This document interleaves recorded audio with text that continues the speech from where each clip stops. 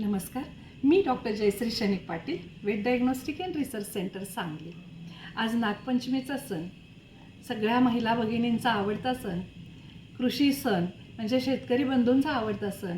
कारण शेतामध्ये जेव्हा धान्य येत असतात तेव्हा शेतातले किडे, मुंगी, उंदीर, घुशी हे सगळं धान्य खात असतात आणि त्यांना खायचं काम हा नागोबा करतो. त्यामुळं नागोबा हा भावासारखा असतो आणि त्यामुळं नागोबाच्या प्रति कृतज्ञता, सर्व प्राणीमात्रांच्या प्रति कृतज्ञता व्यक्त करण्याचा हा सण आहे. त्याचबरोबर सासरी मे, जून, जुलैमध्ये लग्न झालेले ह्या सासूरवाशिनी सासरी असतात आणि श्रावण महिना चालू झाला की श्रावणातला हा पहिला सण आहे आणि त्यानिमित्तानं सासूरवाशिनीला माहेरी येण्याचाही खूप संधी मिळते आणि आनंद मिळतो. आणि माहेरी आल्यानंतर झिम्मा फुगडीचा खेळ, झोपाळा चढवणं असे हे प्रकार नागपंचमीला चालू असतात. आनंदाचे सर्व हे खेळ चालू असतात. आमच्या लहानपणी वाळवे तालुक्यातलं बहे हे माझं माहेरचं गाव. आम्ही लहानपणी खूप खेळायचो.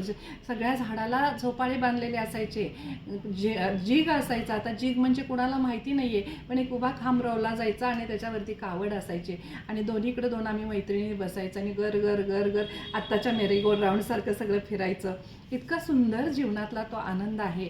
आणि ही कृषी संस्कृती, आपला महाराष्ट्रीयन संस्कृती आणि सण समारंभ साजरे करताना मिळणारा आनंद हा एक खूप वेगळाच आनंद आहे.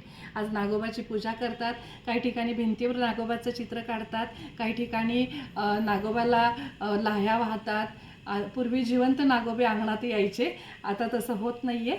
आणि मग सया म्हणतात की वारुळाला जाऊ चला, नागोबाला पाहू चला, दूध लाह्या वाहू चला, दूध लाह्या वाहू चला. असा सर्वत्र आनंद पसरणारा, श्रावणाची सुरुवातच आनंदानं चालू करणारा हा सण आहे. आज मी खीर केलेली आहे. काही जण पुरणपोळ्या करतात, काही जण डाळ गुळाचे पुरणाचे कडबू करतात. तर सर्वत्र आनंदी आनंद.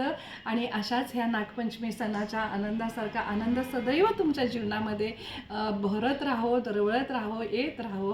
याच माझ्या खूप खूप शुभेच्छा. धन्यवाद.